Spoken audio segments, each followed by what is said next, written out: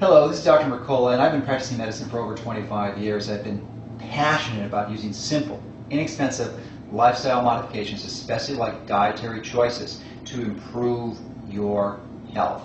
And in my study of nutrition, I've come to learn and appreciate that one of the most powerful things and one of the most important choices that you can make is what fat you put in your body. Now, it is really crucial that you understand that omega-3 fats are vitally important to use, and that omega-3 to omega-6 ratio is crucial. And if you don't understand that, please type in omega-3 fats on my site to learn more about this, because it is just vital that you get enough of that into your diet. Now, another important part is to stay away from the bad fats, and we all know there's no disagreement from any of the experts in health that trans fats are bad for you, although about 20 years ago so that was somewhat controversial, but right now there is absolutely no controversy.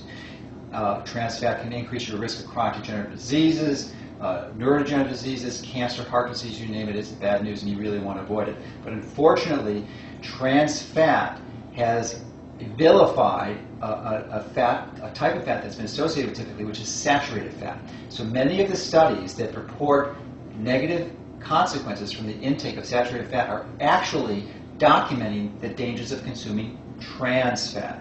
But it's important to understand that there's a lot of negative media about saturated fat, and it's not true, because we all need some amounts of saturated fat, some more than others. Now, I think one of the best sources of saturated fat is coconut oil, and it's something I use personally. I happen to love coconuts and coconut oil. Some people don't like coconuts. They don't like the smell of coconuts. If that happens to be you, then it's probably not a good idea to use a lot of coconut oil.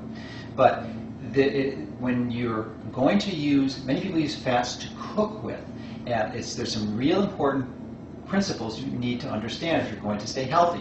Now, there are a lot of healthy unsaturated fats, the polyunsaturated fats, and these would be many of the vegetable oils like sesame seed oil, sunflower oil, flaxseed oil, great oils. But when you heat these oils, because they have unsaturated fats in there, these unsaturated fats are highly susceptible, highly sensitive to damage and oxidative damage when you heat the oils. So the more you heat them, the worse it is. They can form things like cross-linking. They can become polymerized, the bonds can shift. They form toxic, cyclic fats that really can cause havoc and wreck up your biochemistry and physiology. So you really do not want to heat oils to cook. Now, I am a strong believer and proponent of having as much raw food as possible.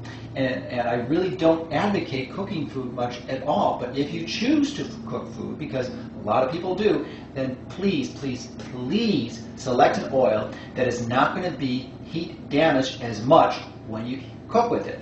So one of the best oils you can possibly cook with, far better than olive oil, because even olive oil has unsaturated fat in it. So that one of the best oils you can cook with is coconut oil, because it is essentially nearly all saturated fat. And because there's not much unsaturated fat in there, hardly any at all, it can't cause these damaged molecules. So if you're going to cook, I could strongly recommend cooking with coconut oil. Now, coconut oil is a bit unusual if you haven't worked with it before. It tends to be a solid at room temperature, at most room temperatures. It has a relatively high melting point of about 76 degrees or so. So unless you're in the summer and it's like 80 degrees in your home, it's going to be a solid, certainly if you put it in the fridge. But in most of the winter months and most of the year, it will be a solid. And the warmer, the closer it gets to 80 degrees or so, the more likely it will be a liquid. It's important to know. Now, there's some other benefits of coconut oil. Now, coconut oil is also full of something called medium chain triglycerides, or MCT oils. It's full of them, and you've probably heard a lot of the benefits about that, but it also has medium chain fatty acid, something called lauric acid or monolaurin, and the only other known high concentration of this fat is in breast milk. Very powerful immune stimulator, so that's something that you'd like to incorporate into your diet for sure. And one of the other uses of coconut oil is that you can use it as a massage or a skin oil. And it's important to understand that if you do use a skin lotion or a moisturizer, that anything you put on your skin is really going to go into your bloodstream. It's just, there's a direct route to it, and there's many medications that are applied this way.